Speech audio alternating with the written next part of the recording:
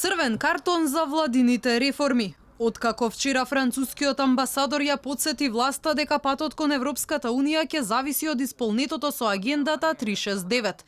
Денеска и експертите алармираат. Реформите добро стојат на хартија, но нивната имплементација доцни. Судот велат е под силно партиско влијание. Медиумите се заробени, а администрацијата е неефикасна и не ги исполнува потребите на граѓаните.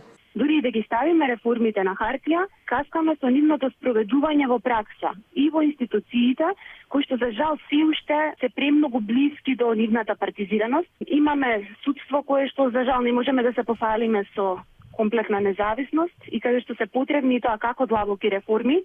Исто така и во секторот на медиумите кој што е опфатен со овој план 369, за кој што беа донесени законски потврди, меѓутоа во пракса партизираноста и силното влијание на политичките аспекти и политички влијателните фактори се и тоа како присутни во сите сегменти на медиумите. Телевизија Алфа став побара и од владината прес-служба. Оттаму само кусони одговорија дека реформите биле испорачани, а од предвиденото велат единствено се доцнело со законот за обвинителство. На новинарско прашање што поконкретно од ветеното со планот било реализирано, до почетокот на вестите од владата не добивме одговор. Дека реформите доцнат неодамна алармираа и од невладиниот сектор. Од Центарот за европски стратегии посочија дека капацитетите на јавната администрација се слаби, а власта и покрај ветеното се уште нема начин како да се справи со државните службеници кои не доаѓаат на работа.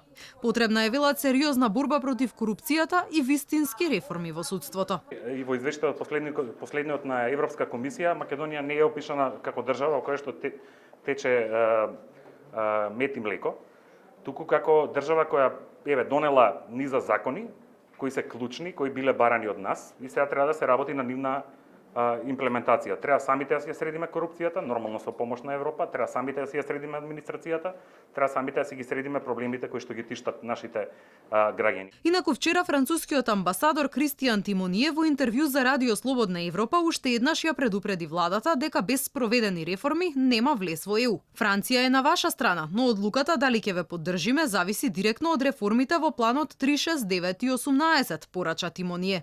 Тој и претходно алармираше дека уставните промени и именувањето на името на државата, како и договорите за добрососедство со Бугарија и со Грција, не се доволни за добивање на датум за почеток на преговорите.